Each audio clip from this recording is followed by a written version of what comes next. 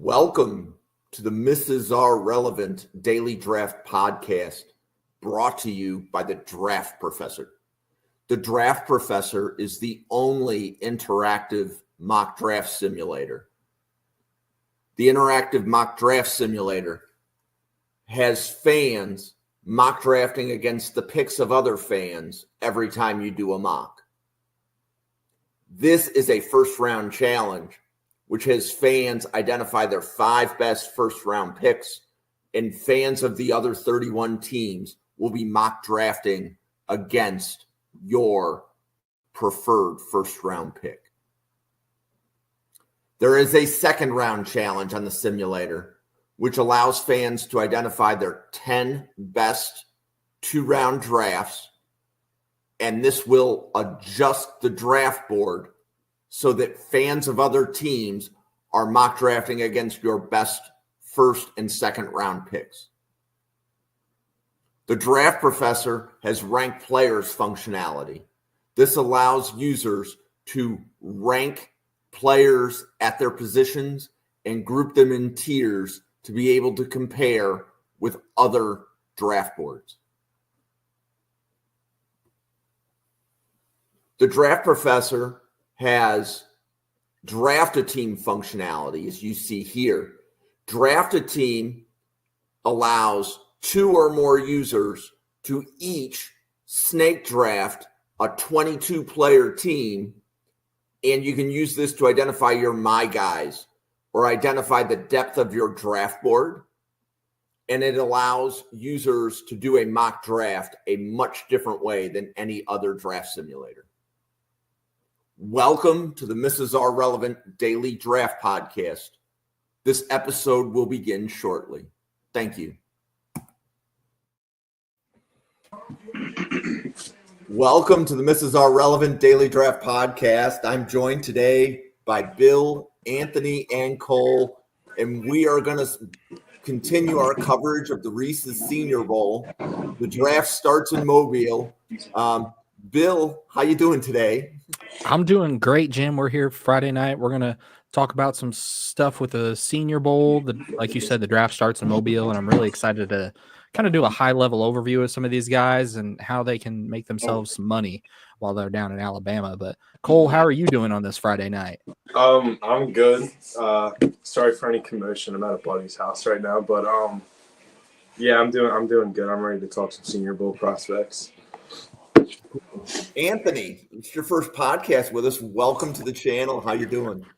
Thank you. Yeah, I'm good. Happy to be here. Happy to talk some draft prospects. I hope I don't infuriate too many people on my first show, but yeah, stoked to be here. Thanks for having me. Okay, well, Bill, I'm going to kind of turn the keys over to you, and Jake, welcome. So Jake will be one of the draft professors at the Senior Bowl, and you can catch Jake on Monday nights. So Jake, welcome. But Bill, I'm flipping this over to you. So who are we going to talk about first, and how we going to go here? Yeah, so the first one on the docket is Jackson Hawes, tight end from Georgia Tech. I mean, this guy, he's got the size you're going to look for at 6'5", 260, but he's a stark contrast from the tight ends we're used to seeing in the NFL nowadays. This guy he's a blocker. He is an inline blocker, and he's a really good blocker, but he's not going to make anybody miss in space. He doesn't have that quick twitch ability. He's projected as a rotational kind of target guy. This isn't a guy you're going to throw the ball to 7-8 times a game because you just don't trust the athletic ability. He's around 6th grade prospect for me right now. When he gets down to Mobile, I need to see him in those pass catching drills, the 7-on-7s, as I like to call it, because I need to see him be able to use his hands in space, move around in space. This is a guy, if I put a comp on him, it's like a Mercedes Lewis type of guy when he was at UCLA. Really good inline blocker, but he's not going to light the world on fire as a pass catcher. But there are still teams in the NFL that want blockers as their tight ends, especially if you're running a lot of 12 personnel, a lot of 2 tight end personnel. But this is a guy who can really showcase what he can do because there's just not a large sample size for him. But Cole, what do you think Jackson Hawes needs to focus on while he's down in Mobile? Just kind of he really needs to work on his route running and his just overall play as a wide receiver at the tight end position. He doesn't have the greatest hands. He doesn't have the greatest route running. Honestly, he's not even the best long speed level athlete at this position in the class. But you're going to see him go in there, and I don't really remember or know if tight ends do like one-on-ones or any blocking drills to that aspect of physical nature. But Jackson Hawes, what he does well is block. He's a great inline blocker, probably top 1 or 2 in the class at it, behind either Robbie Oots or CJ Dupree. But if he goes down to Mobile and he really wins the one-on-ones and he does well in the route running, then he's gonna be a top 100 pick, and he's probably gonna go in the 3rd round. And you saw it happen with Tip Ryman, but that's something that can happen with Jackson Hawes as well. Yeah, and I mean, I think Absolutely. you guys, Anthony, what do you have on Jackson Hawes from Georgia? Yeah, it's a really similar to what you guys said. If you're looking for a blocking tight end, look no further. I mean, he is gonna mess you up at the line of scrimmage in the best possible way. I can't even say he can't be a receiver. He's just never done it. He's never been asked to do it. He only has, I was just reading, he has 19 targets for the whole season. So he's never been asked to be a receiving tight end. Yes. And he needs to go to Mobile, in those drills, whatever, and show that he can do it. And if he shows that he can be that receiving weapon, even as like a short intermediate guy, he doesn't even have to be like a seam, down the seam threat or anything like that. If he can just, expand the field even a little bit, I do think he could slide into sort of like a day 2 pick, because his blocking is just so menacing. But I do think there are serious questions about it. If he hasn't done it up to this point, just like saving it, like what are we waiting for if he does have that ability? So I'm similar to you. I have a 7th round grade on him. I think in the NFL, if you're going to play tight end, you have to be able to catch passes. Like that's just what this game is. So, but yeah, we'll see. We'll see what he does in Mobile. Yeah, no, absolutely. So with that being said, let's flip the coin to the next one, and it's a stark contrast from a Jackson Hawes, who's an inline blocker, to Gunnar Helm from Texas, who is the exact opposite. This is a guy who's very athletic, very good hands. He's got the ability to pluck the ball out of the air, but his blocking technique is very rough, to say the least. It's like some really coarse grit sandpaper. But this is a guy you're not going to draft to be that blocker at tight end. This is a guy you're going to draft to be a pass catcher for you. I'm higher on him than most. I have him as a round 2 grade. He's my tight end 3 on my big board right now. But I think if he goes down to Mobile, I think the biggest thing I want to see him improving his blocking technique. And there's also some questions about his athletic ability and his top end speed. And I want to see those questions kind of put to rest, because on the tape, you don't see a burner.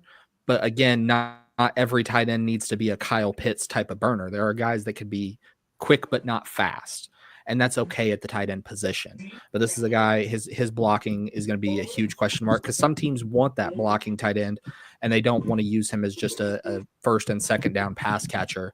But Cole, what do you think Gunnar needs to focus on at the Senior Bowl this year?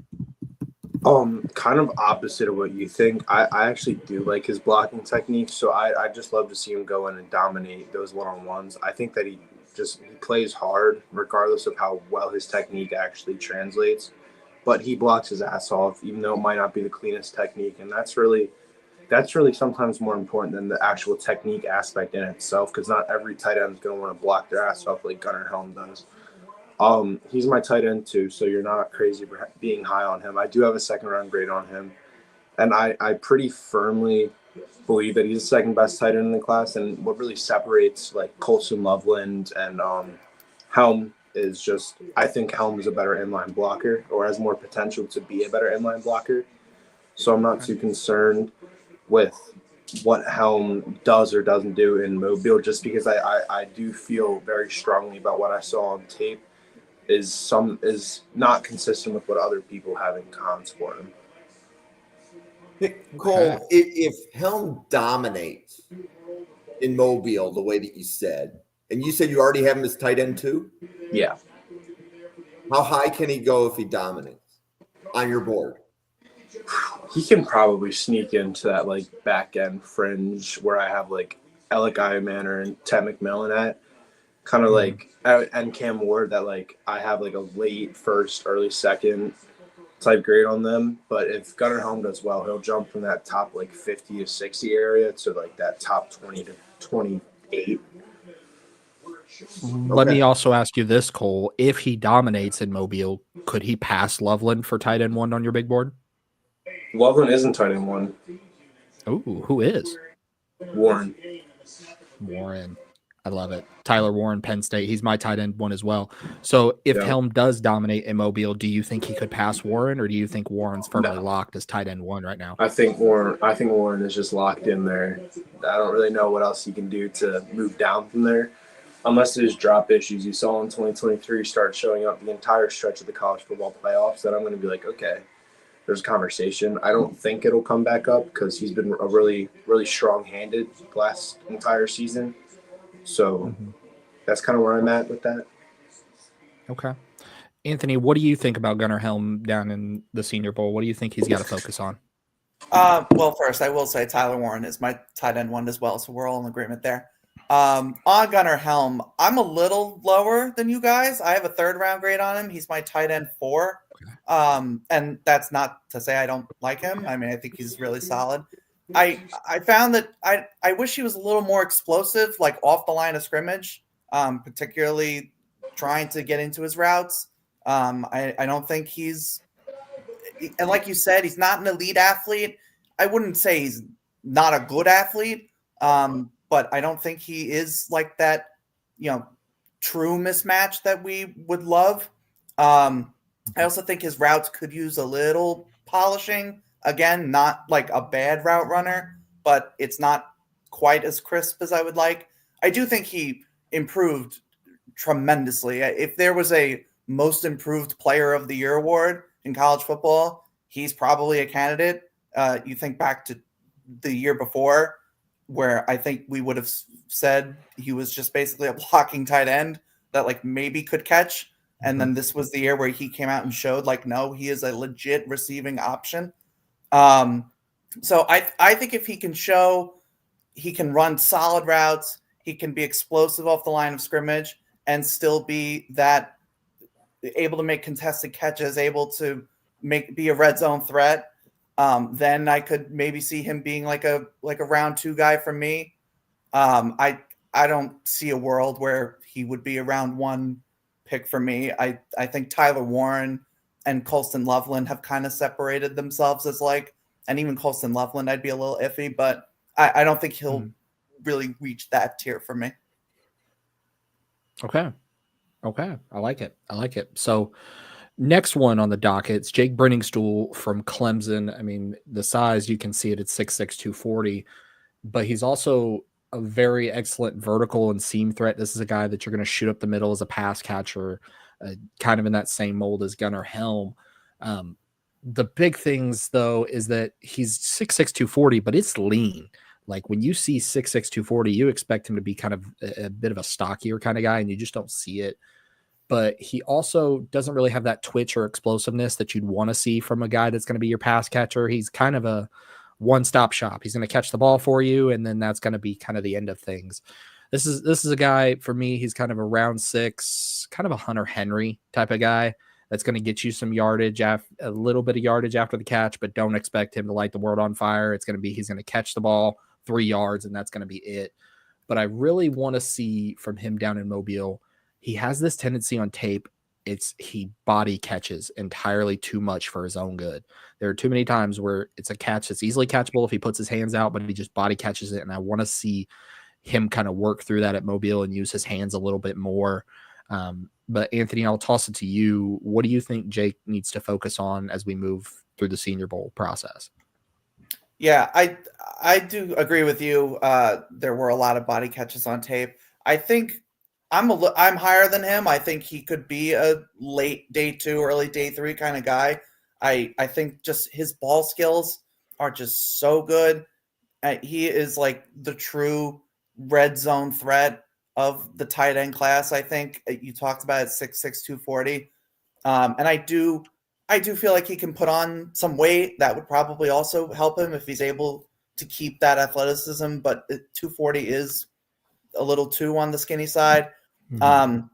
His blocking is like not good at all. Yeah. His technique, and again, that 240 frame doesn't help that either. So if he can show that he can at least not be a liability as a blocker, that would probably help him. And you touched on it too. After the catch, I feel like he should be a bit more of a threat in terms of being able to get yards after the catch, being able to make guys miss. You have a frame like that. You should be able to do a little more. So if he can improve his after the catch ability, I think that could be really big for him. But I don't think there's a lot of tight ends in this class that have just the raw physical traits that he has in terms of what he can be in the red zone and as a deep threat at the tight end position. So I think a team will find value in that. Okay. Cole, how about you? What do you have on Jake? Yeah, this is like a day 3 guy. I don't really have too much on him. He's kind of just, to me, he's kind of blah. Doesn't do anything super well. He's nice down the seam, like you had mentioned, but he doesn't really like wow me with anything. He body catches a lot. His blocking is off. He doesn't really have the drive to do it or the technique. That Gunnar Helm at least has the drive to do it. Yeah, just I guess I just want to see him dominate down in Mobile. There's really not much because I don't really know if his route running is going to improve that much or he's going to look any more explosive or athletic or his blocking is going to improve that much. I just don't really know what else there is for Jake. I have like a day 7 or not, excuse me. I have a round 7 on Jake Briningstool, but he kind of reminds me like how Johnny Smith was used with the Titans in like 2019, 2020, I believe, with like Ryan Tannehill. So that's kind of where I'd like to see that type of system go in for him. Okay. All right. So next on the docket, as we move through these guys, we're going to butcher some names tonight, folks. So just strap in with us and bear with us. Moliki Matavao from UCLA. And this guy has the size and frame. It's stark contrast from what we've talked about tonight. 6'6". I've got him 260. I've seen him 6'6", 250, 260. We're talking 10 pounds. It's a big body guy. He's got that size and frame, but he has the ability to block and he's willing and capable to do it. But I'd like to see him refine his technique in Mobile. Same thing. This is a guy that's going to be that red zone type of guy for you. With that, he's going to be able to box guys out. But this is a guy, when we get down to Mobile, I need to see more from him in terms of his blocking technique. I need to see improvement in his hands. It goes along with saying a lot of the UCLA offensive prospects we've seen over the past few years haven't exactly lit the world on fire. So I want to see him outside of that Los Angeles bubble. And I think he's going to really turn some heads, especially when he walks onto the field and you see this guy. But he's a round 6 guy for me right now. And if I had to put a comp to him, it's kind of like, Cole, you're going to love this one being a Panthers fan. It's a Tommy Tremble type of guy. This isn't going to be, your tight end 1, maybe even your tight end 2 right now in his current state. But if he goes down to Mobile and shows that he can either be a really good blocker or a really good pass catcher, I think teams are going to look and see a guy with this size and be like, let's bring him in and let's see what we can do to develop him. But in his current state, he's about as raw as gas station sushi, if I had to say it. But Cole, with that being said, since I talked about the Panthers, I'm going to turn the floor over to you. What do you see in Matavao? What do you think he needs to do down in Mobile? I'd just love to see him. It's going to be a familiar or kind of a common thing I say with a lot of the tight ends is I want to see the receiving game develop. He hasn't even had 1,000 yards through 4 or 5 years in college, so production's a problem. He hasn't had more than 3 touchdowns in a season, which is a problem. He's a big body. He has that Gunnar Helm type of I want to block and I want to beat you with physicality, but the technique's not there, so I want to see that improve as well. I have a priority free agent grade on him, but I will say I do like the Tommy Trumbull shout for sure. Absolutely. Anthony, what do you have on Mr. Matavao? Yeah, it's weird with him, honestly, because he is like 6'6", 260, 263, whatever the official weight is, but like everything about him is a tight end that's like 10, 15 pounds lighter. The way that he is able to move as a receiver, just the way that he plays is like somebody that is not 263, and I think that's both a good thing and a bad thing, because I do wish for a guy that is that big, he isn't overly physical. He isn't able to physically dominate both in the run game as a blocker and in the passing game as a receiver. And so I almost just want him to go to Mobile and somebody just tell him, like, you're 260 pounds, go out there, move some people and box people out and be a dominant force.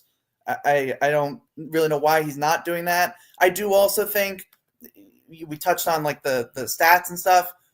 UCLA's entire offense wasn't exactly a breeding ground for gaudy passing numbers, so I'm not going to totally blame him for that. But it is a concern that, again, somebody that physically imposing just can't go out there and just dominate. So I'm a little higher on him again. I would say like early day 3. I think you can take a chance on him, develop him, because you have to love the athleticism and the movement and the fluidity that he has for somebody so big. I think that's definitely something an offensive coordinator could work with. So I would be into him around like 5th round, adding him to the roster.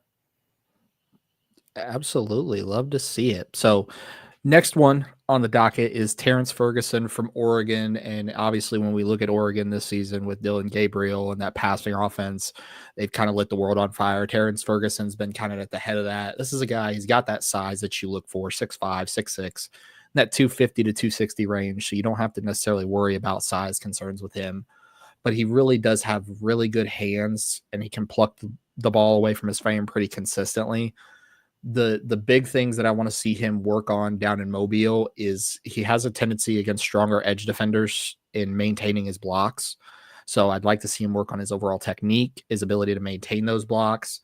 And a lot of times he's not as crisp with his routes. He rounds them off and it tips safeties off to where he's going. So I'd like to see him in that sort of aspect. But this is a guy I've got him right at the start of day 3. Round 4, round 5, right in that range. But if I had to put a comp to him in terms of his play style and what you're going to get out of him on the field, it's Mark Andrews from the Ravens in that same style. This is a guy who's very sure-handed. You're not going to worry about him dropping a lot of passes. He's got some juice to his game, but he's not going to light the world on fire in terms of his speed or his athletic ability. But Anthony, what do you have on Terrence as far as what he needs to focus on in Mobile? Yeah, a lot of similar to what you said. The route running is definitely something I noticed. He can get, I don't want to say lazy, but it's definitely leaves a little to be desired at times. The blocking can use some work too, definitely. I think for me, I was a little alarmed when I saw I dove into the analytics, and he has 12 contested catch targets and only 3 contested catches. And for a guy that is 6'5", 255, that feels a little depressing of a stat to only catch 25% of your contested catches. So I think he needs to just be more physical as a receiver and just more physical in general. It feels like he wants to be a little too fluid and loose with it. But he has the athleticism to be that kind of tight end. But if he gets a physical corner on him or a physical linebacker on him, it's pretty much over. So I'm a little lower. I think he's a 6th round guy. But if he can improve that physicality and round off those routes a bit, I think, or sharpen those routes a bit, I think he could be a fast riser for sure. He has a lot of traits and tools that I think you like. Absolutely. Cole, before we move on to the next guy, is there anything you want to add for Terrence? Yeah, I'm a little bit higher on him than it seems like everybody that I've talked to is I have a round 3 on him, and it's like a very not so sure. Like I could move him up with a good performance into round 2. I love his mentality. He has super strong and surefire hands. Kind of reminds me of Luke Schoonmaker for the Dallas Cowboys.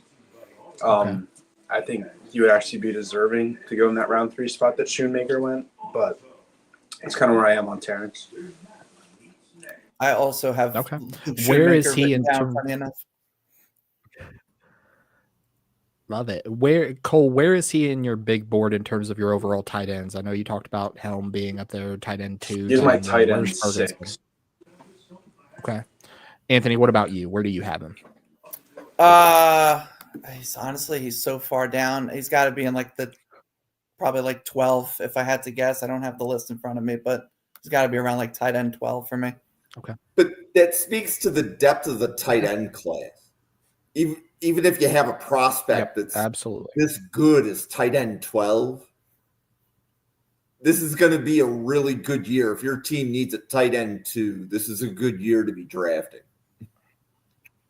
Yep, absolutely. Jim hit the nail on the head there. He's right around that range for me too, tight end 12, 13. When you hear that, in years past, you're probably thinking this is an undrafted guy. This year, he's going to be in that day 3 range because it's so deep. But yeah, this is a guy that I think all eyes are going to be on him, especially when they were at Oregon and him being a part of that passing offense and now him going down to Mobile. I think how does he work outside of that offense is going to be key and huge for him, because some folks want to see him away from, Heisman candidate Dylan Gabriel and, the quarterbacks down in Mobile, which we'll talk about during this set of podcasts as well, aren't Dylan Gabriels of the world. But I digress. Jim, the next one on the docket, Gavin Bartholomew from Pittsburgh, 6'5", 250.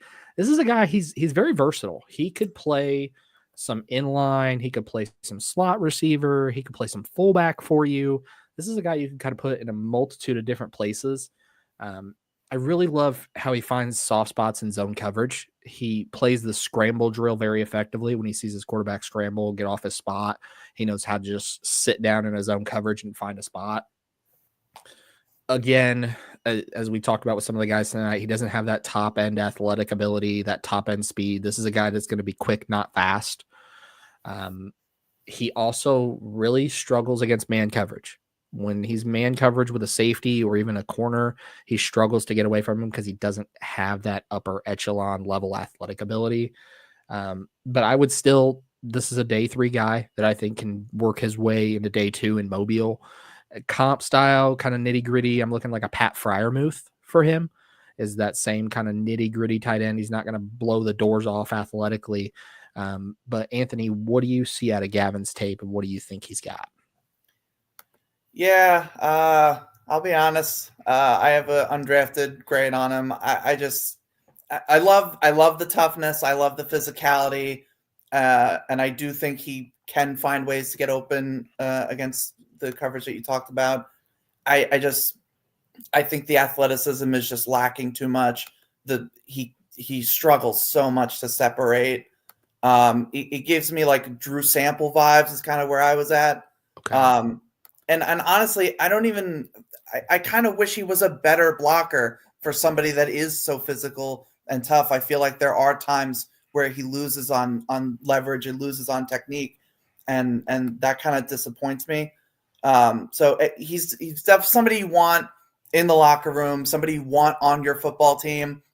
I can see him carving out like a special teams role perhaps in the league, but I don't see him being anything more than like a tight end 3, maybe a tight end 2. I don't think he can handle just the raw athleticism of the NFL. Okay. Cole, what do you have for Gavin, and what do you think he needs to focus on in Mobile? Yeah, I want to see him really get some work against linebackers with the man coverage aspect of his game, because it's not great. I mean, I'm watching Eli Holstein, and he doesn't really have that great understanding of where to be in zone coverage either. Another thing I kind of want to see him work on is just I want to see what his long speed ends up being, because he is quick, but he's not fast or dominant athletically vertically. He kind of reminds me of like Colby Parkinson a little bit, Okay. which is kind of where I'm at. I have a day 3 grade on him as well. Okay. I like to see it. So, last tight end on the docket tonight, Elijah Arroyo from Miami, 6'4", 245. And this is a guy that is very good with his route tree going vertical. He will stretch the field in a hurry.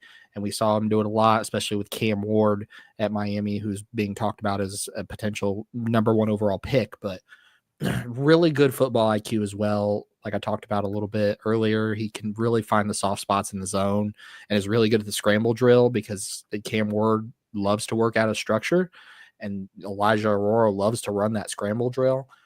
The big concerns I have with him is his hand location on inline blocking. A lot of times it leaves a lot to be desired. There's going to be a lot of penalties thrown against him. So I want to see him focus in those blocking drills in Mobile. I'd also like to see how agile he is after the catch. This is a guy during the season when he would make those catches, it seemed very clunky when he tried to turn and run and go. So I want to see a focus on that agility, and I want to see kind of him work through that. And just like we talked about with Terrence Ferguson in Oregon, I want to see Elijah Arroyo away from that Miami offense, away from his top level quarterback and Cam Ward. This is a guy I'm probably one of the higher folks on at around 2-3 grade, right at the middle parts of round 2 is where I'd start to feel comfortable. Comp for him is Jonnu Smith out of Miami if you gave Jonnu Smith better hands. But that's kind of where I'm sitting with him. Anthony, what are you thinking about Elijah and what do you think he needs to focus on in Mobile? Yeah, I also, funny enough, have Jonnu Smith written down. I think he has such good release off the line. He is such a great seam vertical deep threat, like you talked about. I think if he gets pressed on the line and jammed up by some sticky man cover corner or whoever, he's pretty much a non-factor on the play. He needs to be able to handle that. So I think if he goes down to Mobile, works on his just releases and being able to handle man coverage in general, I think that could really help him out, especially because he is an undersized guy. So the key with him is getting him open, being able to use his athleticism. He doesn't really block well. So blocking, I feel like that's a common theme with a lot of these guys, but just being able to provide something as a blocker, teams value that. So being able to do that is important. But I do think there's a lot of just raw potential there that a team would love to take a chance on. I have like early day 3 on him right now. If he's able to improve himself as more of a physical force, I do think he could slide up into that day 2 just because he is such a athletic threat. Love it. Cole, what do you have on Elijah and what do you think we got to work on in Mobile with him? Yeah, kind of just piggybacking off of what both you guys said. He's athletic. He has a lot of raw potential. I believe he's still only 20 years old, if I am correct. 20 or 21. I honestly would have liked to see him go back for another year because I think he could have been tight end 1 in next year's class. But I'd love to kind of see him refine all the things that we kind of see in film. Like he flashes good blocking ability and he flashes good route running ability and receiving ability. But it's not always consistent. He's raw, like you guys both said. I have a day 3 round 5 grade on him, and it could definitely go up into like that top 100 range after a good Senior Bowl performance. Love it. Love to see it. So before we jump into running backs here, we're going to take a little quick commercial break and we're going to go through here. If you're not already, make sure that you like and subscribe to the Draft Professor YouTube channel. We have daily draft content. We cover all sorts of positions, scouting reports. We're going to do some Senior Bowl coverage, and we've got a lot more coming down the pike as we kind of ramp things up. We'll also kind of go round robin around the table where you can find us. You can find me at Spark Scouting on X. I'm also a writer and analyst for CadesDraftRoom.com. Post a lot of articles there. Anthony, you want to tell the fine folks that are watching tonight where they can find your content? Yeah, find me on X at Anthony_Russo97. It'll be the SpongeBob profile picture. And that's where you'll see me talking about a whole bunch of prospects constantly.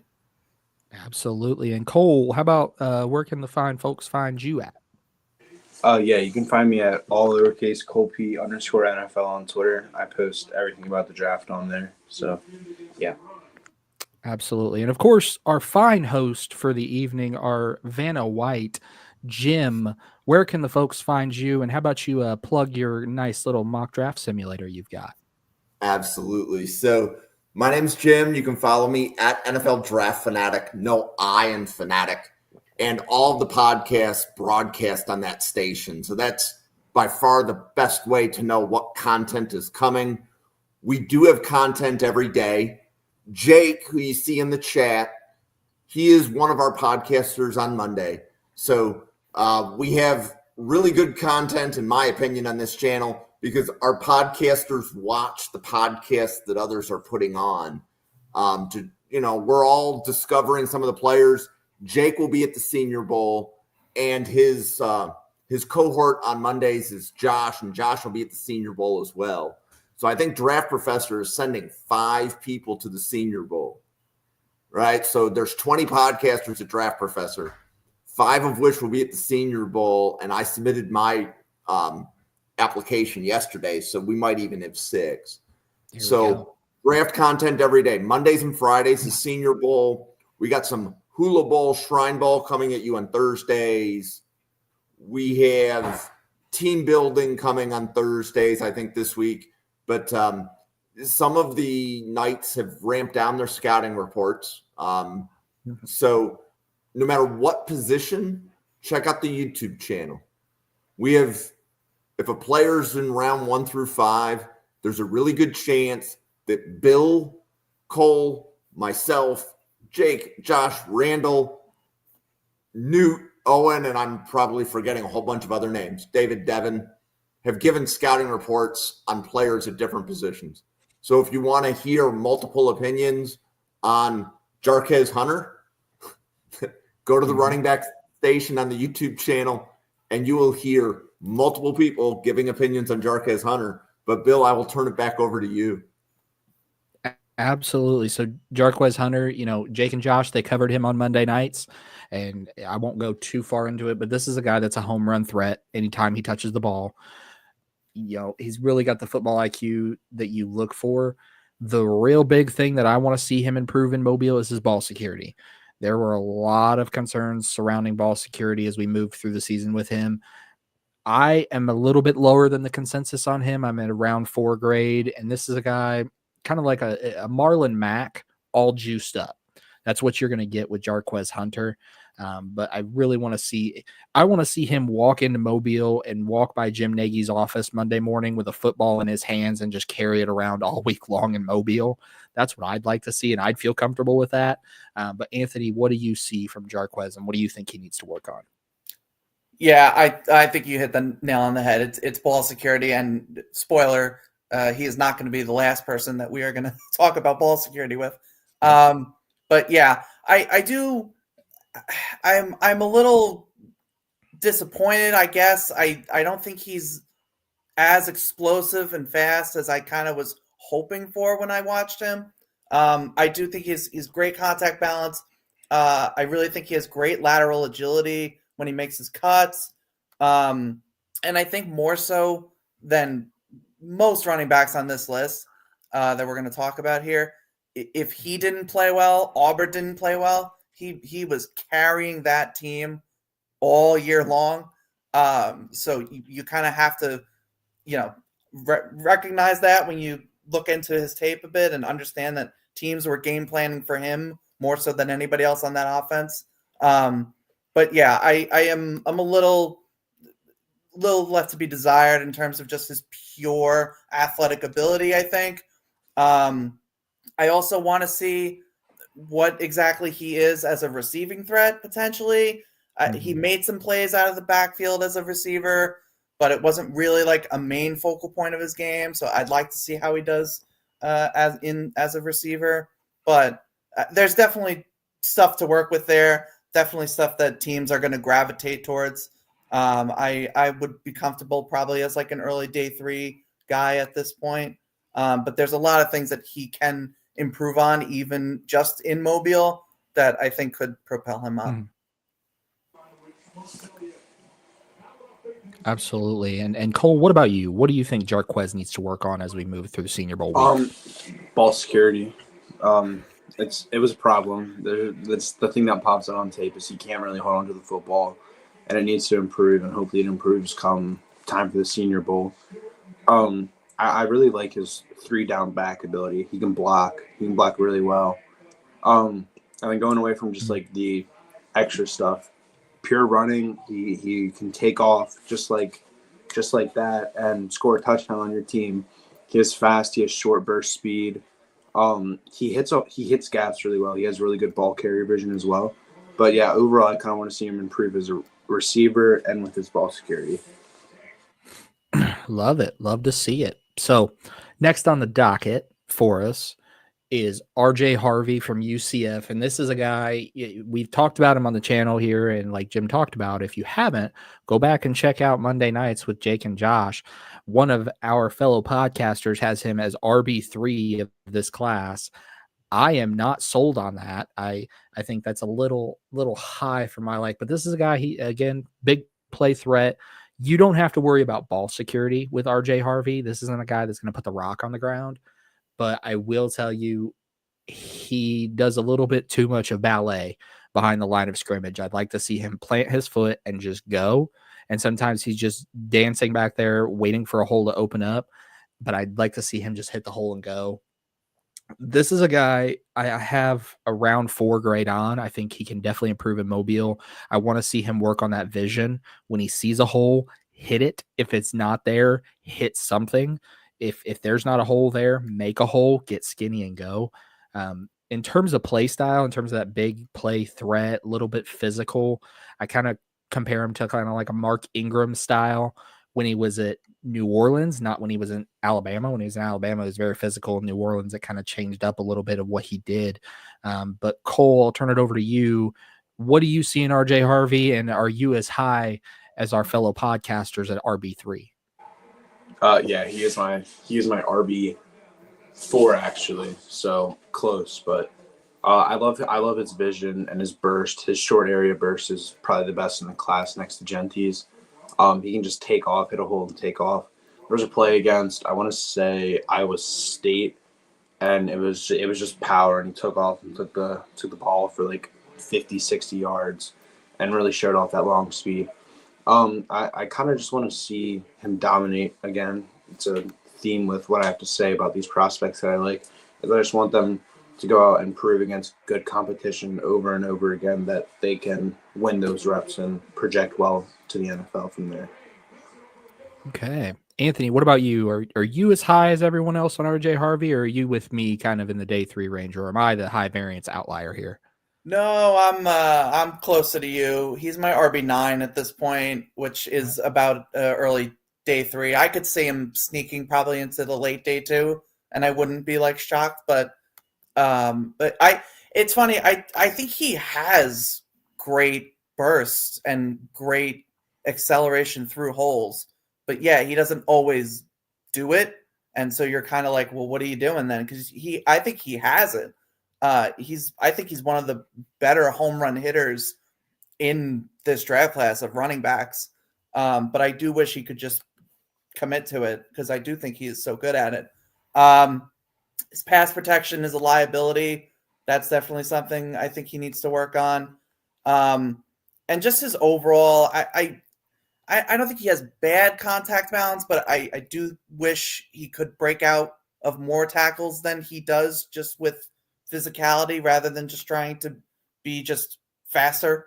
But I think there's a lot. I think there's a lot to like, but there are just key things that I think he needs to work on if he's actually going to be a 3-down back potentially in this league. But yeah, I think you can't help but watch him and just not love some parts of his game. So absolutely. Absolutely. So the next one on the docket, and we'll kind of talk about these two guys next together because they go hand in hand, both of the running backs from Michigan. First up is Donovan Edwards. This is a guy who's got really good size, 6'1", 210. He's got some good patience and vision, a good football IQ. The big thing, there's durability concerns, and I say that with air quotes concerns for me, because there's a lot of nagging injuries that just seem to kind of like pile up on him, and it's just small things. Miss some time here, miss a game here, and it's a cause for concern for me. And then he also just occasionally just doesn't trust his eyes. He doesn't trust his vision and hesitates in the backfield. And for me, this is a guy I've got in that round 4 to 5 range, but I want to see him, trust his eyes and trust his skill set. Just trust in himself, because right now in his current state, he's kind of a Robin to someone's Batman. My comp for him is kind of like a Devin Singletary. This isn't a guy you really want to trust to be your RB1, but he could be a really great RB2 for somebody. But Cole, what do you have on Donovan Edwards out of Michigan, and how do you feel about him down in Mobile? He was a big faller for me. I was relatively high. I had about a round 4 on him in summer scouting, and then now he's kind of that like round 7, just completely late day 3. It's the injuries followed by Kalel Mullings came out of nowhere and just kind of snagged his chain off of him.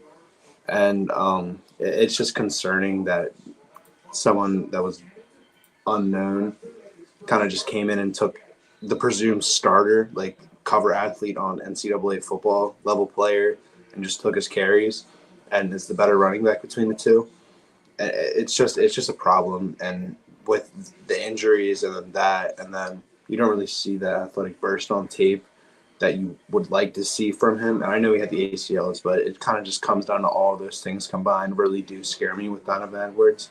And I really don't know what he can do better to rise up my board. Okay. Anthony, how about you? How do you feel about Donovan? Do you think there's any wiggle room on the board, or is this kind of what he is? Yeah, I mean, I definitely have a similar feeling to you guys. I also have him as a round 7 guy. I don't know if, we have the Madden curse. I don't know if this is the CFB 25 curse. Went from cover athlete to not even a starter on his own team, which is just insane. But I think the vision is the biggest problem. You touched on it. He just does not see holes, does not commit to holes, and he flashes the athleticism, he flashes the burst, he flashes all these good things, but it's just not enough. It's just not, and that's why he got replaced essentially by Kalel. Also, he had 4 touchdowns this season, and he had 3 fumbles. So another one, ball security, going to be pretty important for him, especially he had so many. He didn't even have that many carries, and he was fumbling the ball. So that's definitely something to work on too. But unless his vision is the main thing. If he fixes that, maybe I could see him earlier day 3. But at this point, I don't really see him being that high of a riser. So, right. Bill, I love the Devin Singletary comp for Donovan Edwards. So if Devin Singletary replaced Saquon Barkley in New York, who's Edwards going to replace in 4 years? That's a great question that we have to ask. And then also, obviously Singletary got replaced by Tyrone Tracy eventually as well. So now who does he get replaced by? Well, it's the next guy we're going to talk about in Kalel Mullings from Michigan. 6'2", 233. This guy, he's a converted linebacker, and you see a lot of those traits on tape, especially as he's running. He's a very durable guy. He's got a quick burst through the line of scrimmage. Really good vision, really good patience. This is a guy that trusts his eyes, and he sees it and he goes and gets it. The big thing I would like to see him refine down in Mobile is his pass protection. He's still kind of a work in progress with his overall technique and hands. A lot of times his hands are placed in spots that should be flagged, but they're not.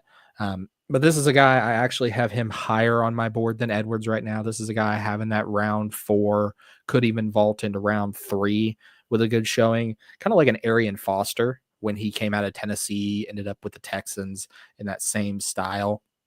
But Cole, what do you have on Kalel Mullings, and do you think he can rise up the board more than Donovan can, or is he kind of locked in where he's at? He can definitely rise up the board with ease. He was my running back too about like 3 months ago. I loved his size, speed profile. He's super smart. He was a former linebacker at Michigan. He then converted, and then he came in and again took Donovan Edwards' carries, and then just showed out from there. Love it. So, Anthony, what do you feel about Kalel Mullings? And again, same question. Do you think that he's going to end up being better than Donovan Edwards, or do you think he's got some room to grow in Mobile? Yeah, I mean, I definitely do like him more than Donovan Edwards. I'm in a similar boat to you. I have a 5th round grade on him, but I think it's pretty much the same sentiment. You already hit it, but he plays like a former linebacker. The way that he just hits the holes, the way that he's able to just accelerate with size and speed and power as a runner.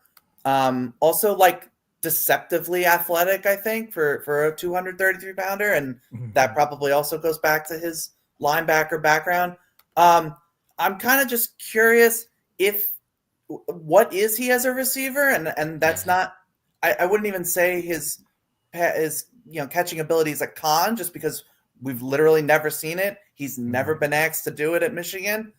I think he has like 6 catches this season. So it's I would be interested to see what upside there is as a receiver, because if that's a part of his game that he can unlock and develop, plus the size speed profile that he has, that would be pretty big for him. Yeah, and I want to chime in here. So all 3 of you hit on the fact that he was a former linebacker, right? So to me, what you're going to see with Mullings is you're going to see somebody that's going to take reps on offense and reps on defense. I think he's going to show that off. Definitely when it's special teams, keep your eye on where he is on the field. If he's covering kicks, he's going to have more experience covering kicks than a lot of people in the game. So, and also goal line running back. Out of all the running backs at the Senior Bowl, do we think that Mullings is the best goal line runner that's there?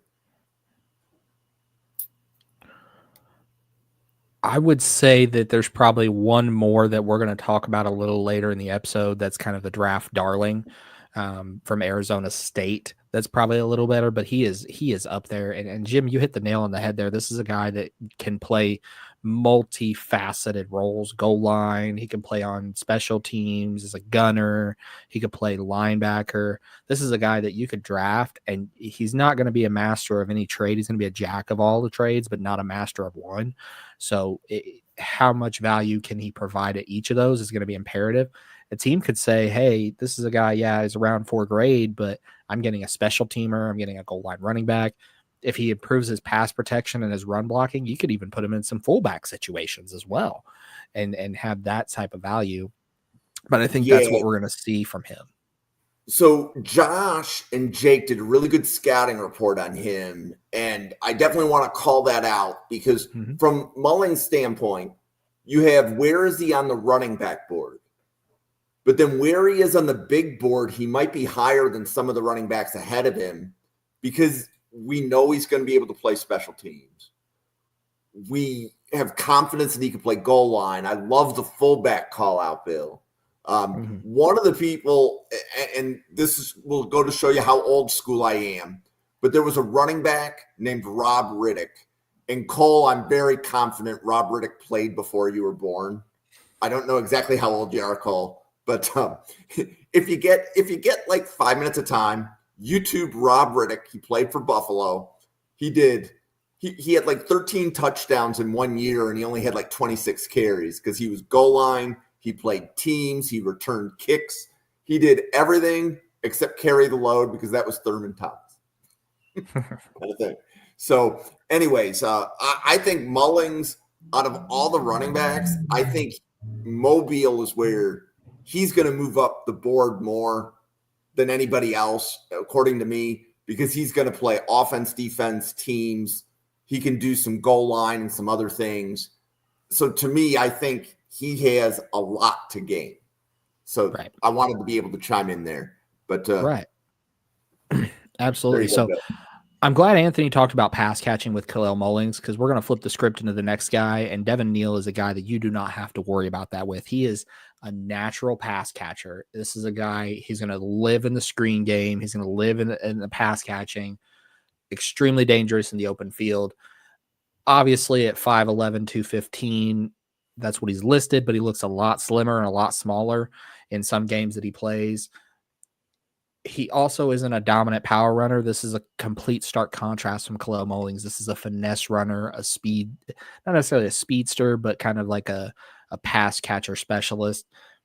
For me, he's a round 3 guy, and this is a Miles Sanders type of running back. This is going to be your pass catching specialist. This is going to be your speed guy. This is not going to be your Kalel Mullings, but I would like to see his pass protection skills at Mobile. I want to see refinement from it. I want to see him improve those, because that's just going to keep him on the field on another down, because right now you would only put him on the field on passing downs. And even then, if you ask him to block, you're better off pulling him off the field. But Cole, what do you think Devin needs to focus on down in Mobile? And where do you think he sits on your board right now? Yeah, I kind of just want to see him develop in that like pass protection area of it. He's not very strong. He kind of reminds me a little bit of like Jahmyr Gibbs when he's in his pass catching mode. That's what Devin Neal kind of reminds me of. He's not 215. I have kind of like verified it's around like 208, 207, which makes sense. He's longer, he's lankier, he's a little bit slimmer, but he's super dynamic and super elusive. And I really want to see how he does against any of those linebacker one-on-ones at the Senior Bowl and see how he holds up there. Absolutely. Anthony, how do you feel about Devin, and what do you think he needs to focus on Senior Bowl week? Yeah, kind of similar vibes to what you guys are saying here. I think he is maybe the best running back that at least that we're talking about tonight, just in terms of he sees something and then his body can do the appropriate response to whatever he sees. You know, his vision is great, and then he has that footwork and that lateral agility to be able to make a move, make a cut, whatever he needs to do. He's so good in open space. You talked about him in his screen game. He's great in that regard. I 100% agree. Pass blocking is a thing that needs to be addressed. I also just kind of, I don't know if it's a matter of putting on weight necessarily. If he is, 207, 208, maybe he should get up to like 215 more consistently, because I do think his just overall play strength is a little on the lacking side. So that potentially is something he can work on, or at least being able to just refine how he handles contact. And he isn't like a burner in terms of his long speed. So that's something holding me back a little bit. I would probably give him like a day 3 grade as well. Also, just because this running back class is just so deep in general. But there's definitely a lot to like. And I do think one other thing about him that kind of gets underappreciated is he could fit in pretty much any offense that you throw at him. It can be a zone-focused offense. It can be more of a gap scheme. I think he could find a role in just about any offense, and that's pretty valuable. Love it. So we'll now get to the draft darling of the night. This is a guy that's flown up draft boards, Cam Skattebo. 5'11", 215, kind of right about where I have him. I have him 220. So we'll want to see what that verified looks like. But this is a guy really good in running with a forward lean. Like, this is a guy that's going to fall forward for you, knows how to run through contact, knows how to run through the trash, as I call it, when you're moving through that offensive line and there's just a lot going on. Reminds me a lot of Maurice Jones-Drew when he was at UCLA in terms of running through traffic. That's not my overall comp for him. That's just kind of how I see that. The big thing that I really want to see from Cameron Skattebo, same thing, is his ball security. It is a problem. It is a serious question mark for me, and I want to see him same day show up Monday morning with a ball in his hand, and do not let that thing go until you are on the flight back home to Tempe Sunday night. Even if you're going through TSA, if the TSA agent tries to take it from you, stiff arm him. Do whatever you got to do to keep that ball in your hands. But it's a serious concern for me. But if he fixes that, this is a really talented guy. Right now, I have him as a round 3 grade, even with those fumble concerns, but those fumble concerns are going to keep him off the field. And as far as comp, this is like a Rex Burkhead type of guy, real nitty gritty, blue collar, lunch pail type of runner. But Cole, what do you think Cam Skattebo's got to focus on down in the Senior Bowl, and where do you have him on your board? Yeah, I'm a big Cam Skattebo guy. He's my running back 3 right now. He offers a lot of talent. He's strong, good contact balance, good receiver, blocks well. It's really just the ball security. I want to see him improve on that. That's kind of all I really got on him. Just I love him as a player. He brings all of those things to the game really well. Okay. Anthony, how about you? What do you have on Cam Skattebo, and where do you think he can go from here? Yeah, I mean, I kind of teased it earlier, and you brought it up. The ball security is just so alarmingly bad with him. That's absolutely his biggest weakness at this point. I'm a little lower on him. He's my RB. He's my RB 13, which I think sounds worse than it actually is. Again, this running back class is just so good. But I don't see that, that second gear that I kind of wish he had, because even though he is so big and physical, he's not the biggest running back in the world. I mean, he's like 20 pounds lighter than Kalel Mullings is. Right. So I do wish he was a little more explosive. Also, his blocking feels really inconsistent at times. There are plays where he like pops somebody, can knock him to the ground, and then other times he just whiffs, which for somebody who is as big and strong as he is shouldn't happen in my book. But there's so much to like. The physicality, the ability he brings as a receiver, I think is really solid as well.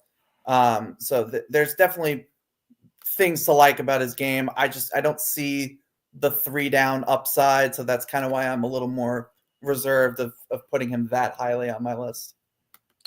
Fair enough. So big finish now. Final running back we're going to talk about tonight. This is Bhayshul Tuten from Virginia Tech, 5'11", right around the 209, 210 range is where I've seen him. This is a guy, he's got a really low center of gravity for a guy of his size, really good contact balance.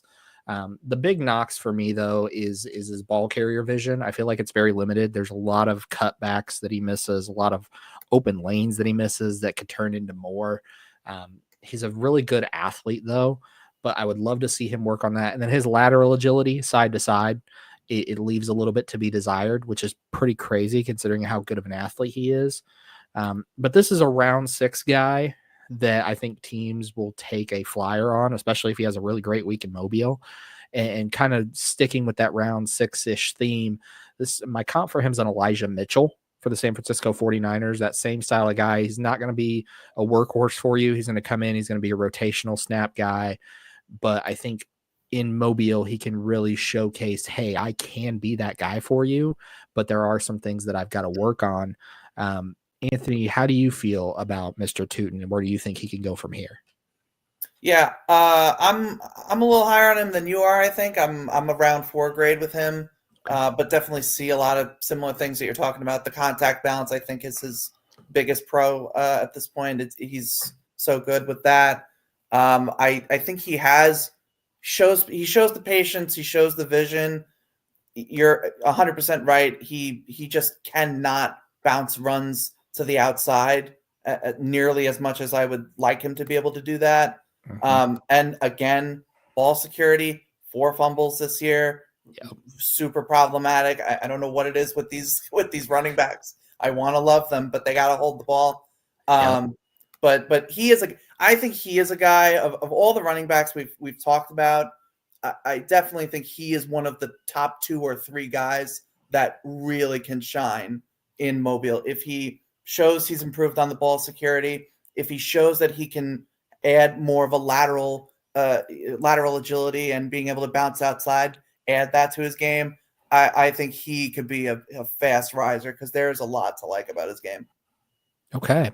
And Cole, what do you have on Mr. Tuten, and where do you think he can go from here, and what do you think he needs to focus on in Mobile? Ball carrier, just tools. He cannot hold on to the ball to save his life. I wouldn't. He's a smaller back, but I just love backs that have 3-down capability and can block. He's not very strong, but that's given. He's like 205 pounds. He does show good glimpses of ball carrier vision and good athleticism, but you don't see it all the time when he hits the holes. I have a day 3 grade on him. Pretty firm on that. Don't know if he's going to move up.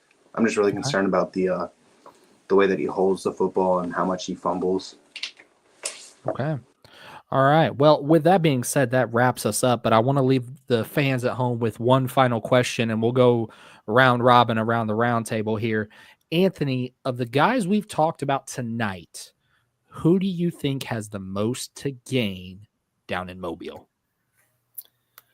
That's tough. I think based on where they're being projected at this point, just overall consensus. Obviously, there's disagreement, but I would probably say Bhayshul. I think he is a guy that can really shine. I think a lot of his biggest issues are very fixable, things that with good coaching can be improved on, and there's a lot to like in his game. I'd probably say Bhayshul. Okay. Cole, I'll ask you the same question. Who do you think has the most to gain down in Mobile this week? I'm gonna say Kalel Mullings. I think if he refines some of these big raw aspects to his game, then he can really rise up the boards. I mean, I was as high as running back 2 on him in like October. Granted, I hadn't watched him Marion Hampton yet, but it's whatever. I just really love what he has to build off of, and I think if he plays well in Mobile, then you're going to be looking at a guy who can go top 75. Okay. And I'll answer my own question. I think Elijah Arroyo is probably going to be one of the guys that's going to have a lot to gain. This is a guy, very athletic tight end, like we talked about.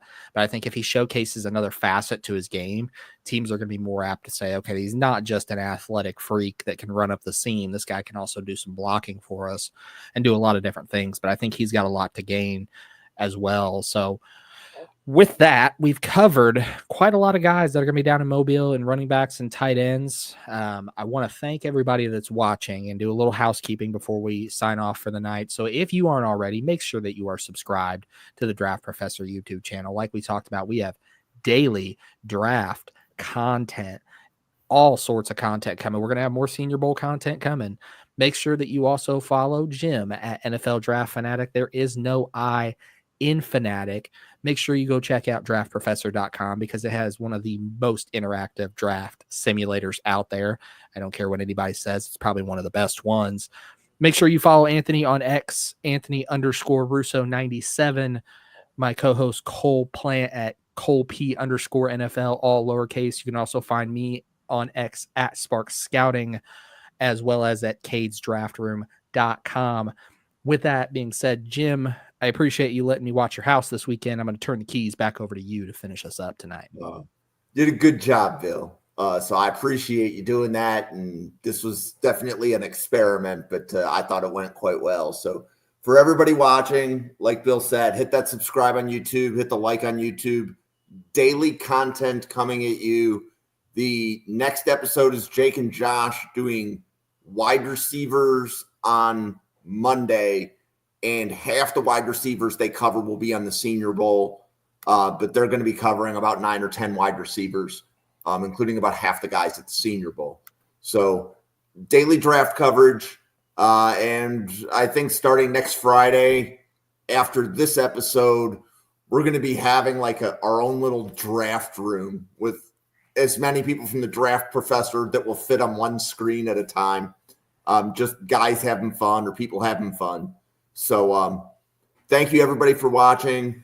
And I thought this went really well. So we will be back. And what Senior Bowl players are next Friday, Bill? So next Friday, we're going to get in the trenches. We're going to get in the nitty-gritty. We've got defensive linemen. We've got offensive linemen. And in advance of Draft Professor's hashtag QB week, we're going to also cover the 4 QBs down in Mobile. So you guys are going to get a jam-packed week next Friday night. Make sure you come and join us, same time, 7 p.m. Eastern. Also, make sure you share this episode with all your friends and your enemies if you talk to them, if you do that sort of thing. But we will catch you guys next week, and thanks for joining us tonight. We'll see you. Thank you, everybody.